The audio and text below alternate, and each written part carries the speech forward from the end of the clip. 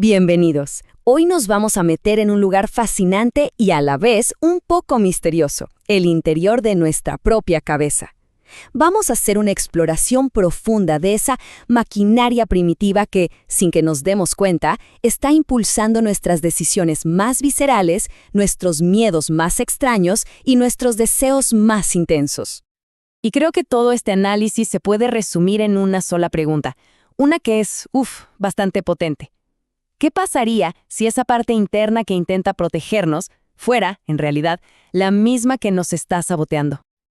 Para poder responder a esa pregunta, vamos a hacer un recorrido bien completo por 5, llamémosles motores clave, que están funcionando siempre por debajo de la superficie. Hablaremos de la mente superviviente, el motor del deseo, los impulsos sociales, la ilusión del control y quizás lo más importante, cómo podemos empezar a reescribir nuestro propio guión. Muy bien, vamos a meternos de lleno con el primero.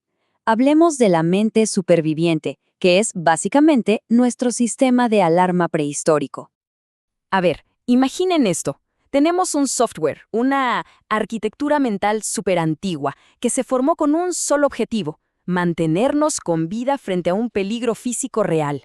Es esa parte del cerebro que, sin que lo notemos, siempre va a priorizar la seguridad inmediata por encima de todo lo demás. No le importa la felicidad a largo plazo, ni la paz, ni siquiera la lógica, solo la supervivencia ahora. Y la verdad es que hay una analogía que lo explica perfecto. Y es que este sistema es como una alarma de incendios, pero una extremadamente sensible. Una que no solo se activa con un fuego de verdad, sino que también salta con el vapor de la ducha o si se nos quema un poco una tostada. El problema, como ven, es que no sabe distinguir la escala de la amenaza. Y aquí es donde la cosa se pone increíblemente interesante. Miren esta comparación. Ante un depredador como un tigre dientes de sable, nuestro cuerpo activaba lo que se conoce como el eje HPA. Eso es hipotálamo, pituitaria y suprarrenales. Y ¡pum!, nos inundaba de adrenalina y cortisol. El corazón a 1000, las pupilas dilatadas, la digestión frenada, la respuesta perfecta para luchar o huir. Pero fíjense bien, ¿qué pasa hoy cuando tenemos que hablar en público? Se activa exactamente la misma cascada biológica. El hardware no ha cambiado nada. Entonces, ¿cuál es la conclusión de todo esto? Pues que nuestro sistema operativo trata las amenazas sociales modernas como si fueran depredadores mortales. Una crítica en el trabajo, que un jefe nos llame la atención, el miedo a ser excluidos o incluso ese silencio horrible después de mandar un mensaje importante, todo eso activa la misma alarma de supervivencia. Y claro, vivir así nos mantiene en un estado de ansiedad casi crónico. Ok, ya vimos lo que nos hace huir del peligro, pero ¿qué nos hace correr hacia las cosas? Hacia la recompensa. Bueno, eso nos lleva derechito al segundo motor, el motor del deseo. Y aquí vamos a explorar el rol, que casi siempre se malinterpreta, de la dopamina. Todos hemos oído hablar de la dopamina, ¿no? La famosa molécula del placer. Bueno, resulta que ese apodo es, en el mejor de los casos, una verdad a medias y una bastante peligrosa. La verdad es que la dopamina es el motor de la búsqueda, de la motivación, de la anticipación. O sea, no es el neurotransmisor de la satisfacción, sino del querer más. Y esta distinción que vemos acá es fundamental para entender por qué vivimos en una época de tanta insatisfacción. El querer algo, esa motivación para actuar, eso es pura dopamina. Pero el gustar, el disfrutar de verdad algo, esa sensación de calma y satisfacción, eso funciona con otros químicos, como los opioides y la serotonina. La dopamina nos hace perseguir el premio, pero son los otros los que nos dejan disfrutarlo. Y claro, ¿cuál es el problema? Que el mundo moderno es un experto en hackear este sistema del querer. Ese sonidito de notificación, ese movimiento infinito con el dedo en la pantalla, la comida ultraprocesada, todo está diseñado para mantenernos en un bucle eterno de anticipación, de persecución. Nos mantienen queriendo, pero rara vez nos permiten sentirnos satisfechos. Ok, ¿y qué pasa cuando bombardeamos al cerebro con estos picos de dopamina todo el día? Pues el cerebro se protege. Es como si dijera, ya basta, y reduce su sensibilidad.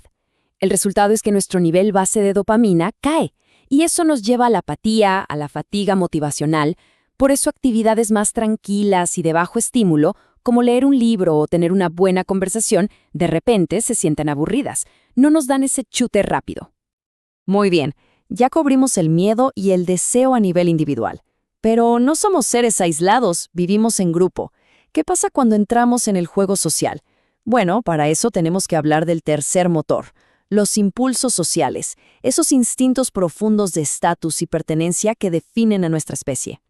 Básicamente, gran parte de lo que hacemos en sociedad se puede reducir a 3 impulsos evolutivos clave. Primero, la reproducción, que hoy vemos reflejada en nuestra idea del atractivo como un código de salud. Segundo, el estatus, que es esa necesidad de pertenecer y subir en la jerarquía para tener más seguridad y recursos. Y tercero, el legado, ese deseo tan humano de trascender, de dejar algo más allá de nuestra propia vida.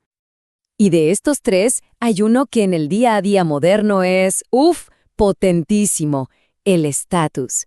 Es que para nuestros antepasados, ser expulsado del grupo era morir, literalmente. Por eso nuestro cerebro no lo ha olvidado.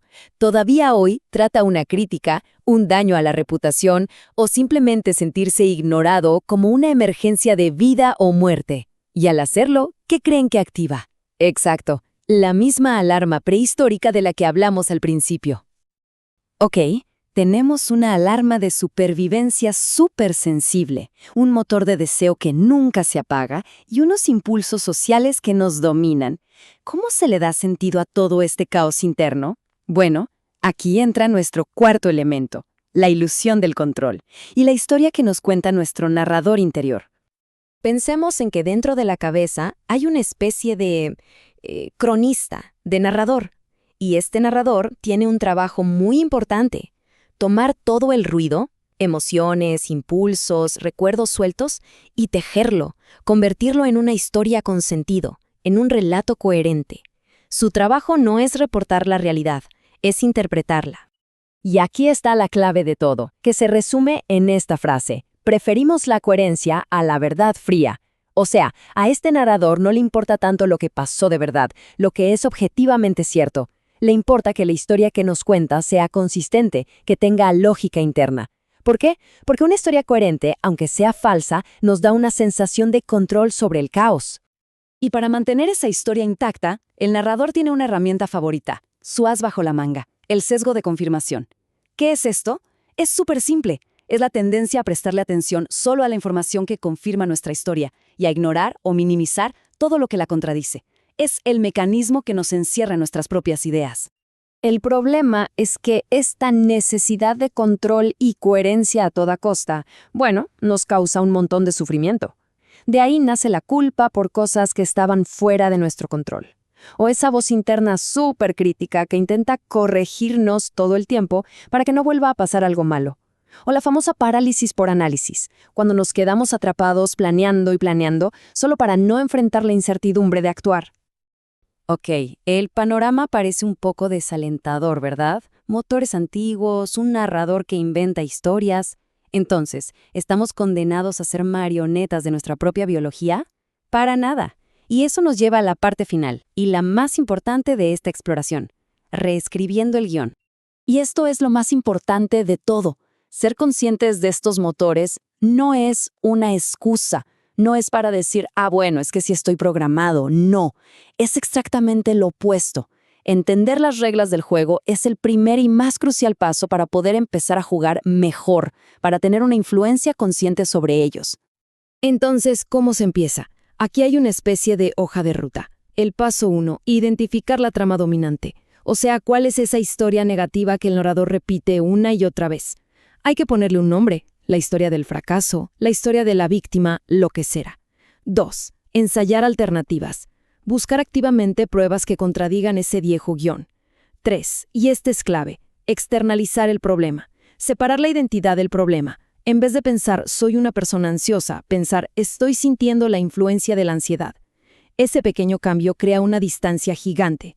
Y 4. Usar rituales de cierre. Actos simbólicos que marquen el fin de una vieja historia y el inicio de una nueva. Y con esto llegamos al final de nuestro recorrido. Es un hecho. Una gran parte del guión de nuestra vida ya viene prescrito por la evolución, por estos motores inconscientes. Pero la historia no está terminada.